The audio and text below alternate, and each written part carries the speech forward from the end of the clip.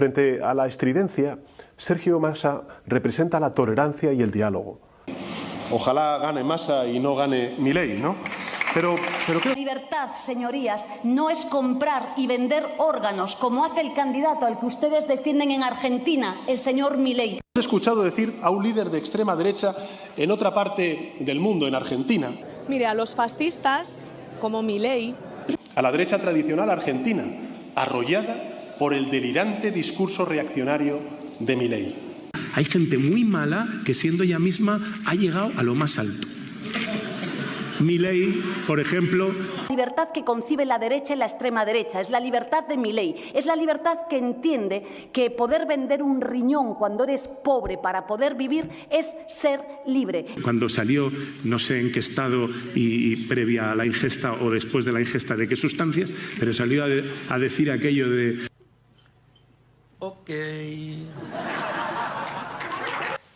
Estas son algunas de las referencias a las que usted planteaba. Pero está bien que el presidente, digo, se ponga en ese modo, digo... ¿Y Sánchez qué es? ¿No es presidente? Presidente. ¿Y qué dijo Sánchez ahí? ¿Fascista? Digamos... Hola, buenas a todos, un nuevo vídeo de Economía Global. Bueno, viendo que estos días tenemos aquí la fiesta montada entre Sánchez y Milei, pues quería hacer un vídeo y dar mi opinión de quién es el malo. Bueno, voy a ser muy sincero con lo que voy a decir, y la verdad es que si tuviese que quedarme con uno, con toda sinceridad, me quedaría con Javier Milei. Sí que es verdad que él es más ofensivo, más grosero, ¿no? Más descarado, pero es que Pedro Sánchez, pues como español, hace muchos años que lo conozco y es muy falso. Es muy falso, es una persona que ha ganado elecciones y ha ganado votos y luego ha podido gobernar y ha hecho todo lo contrario a lo que había comunicado en la campaña electoral.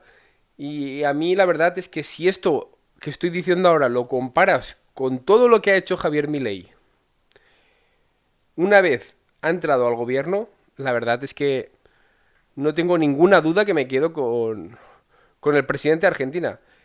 Argentina actualmente lo está pasando muy mal, pero que muy mal. Pero hay que reconocer una cosa.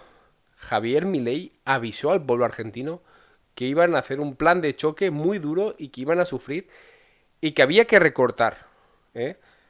Todo lo que está sufriendo el pueblo argentino es una realidad, pero es una realidad también dicha por su presidente.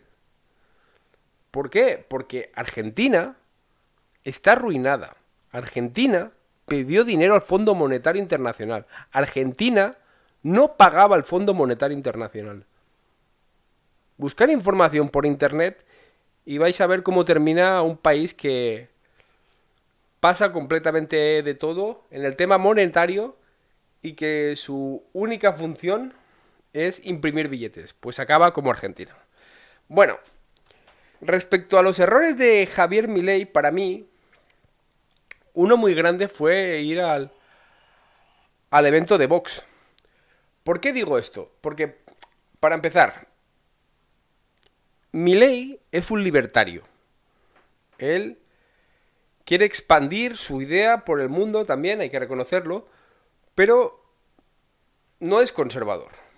Y la mayoría, o casi todos los que habían en ese evento, o candidatos a presidencias de países europeos, son conservadores.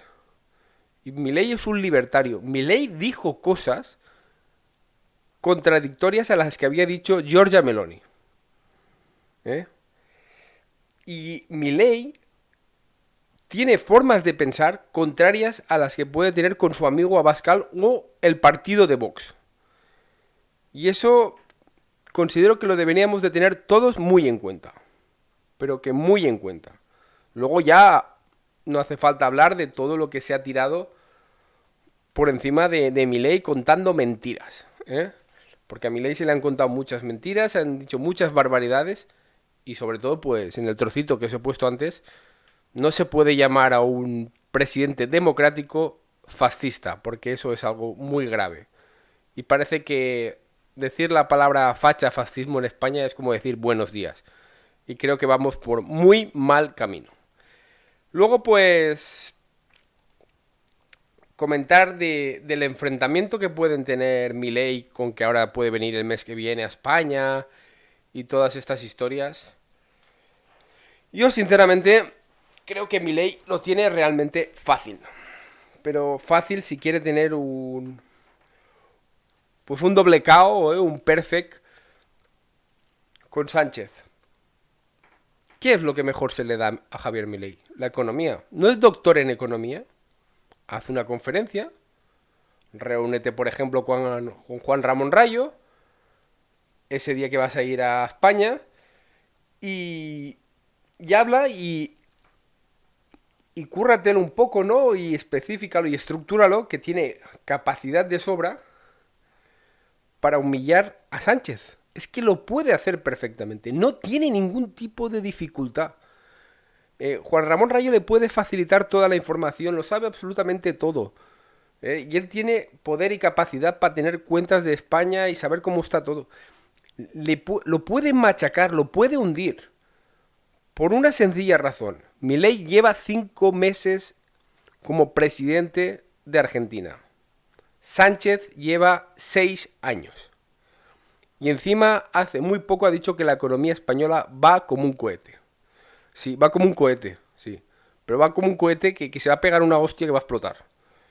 Esa es la cruda realidad.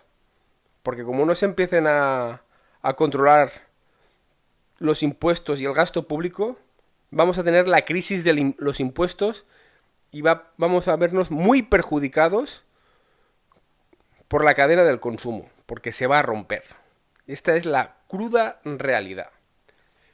Yo estoy seguro que Milei se pone a hacer una especie de conferencia, empieza a hablar punto por punto de todos los problemas que tiene España, sobre todo con el tema de la seguridad social, que sabe que ya se han quitado los gastos de sanidad, sabe que actualmente ya hay una diferencia entre ingresos y gastos de 30.000 millones, que nos faltan 30.000 millones, para poder, digamos, igualarnos en el gasto de las pensiones. Es que tiene muchos aspectos, puede hablar de competitividad, de productividad, de todo, es que de todo incluso, pues también puede de lo poco que hace por las familias el gobierno de España, lo poco que hace para mejorar la natalidad. La solución en un país, la verdad es que no viene por solamente traer extranjeros, inmigrantes, 20-25 millones, sino que también hay que tener esa capacidad de poder darles un trabajo y que generen riqueza en el país.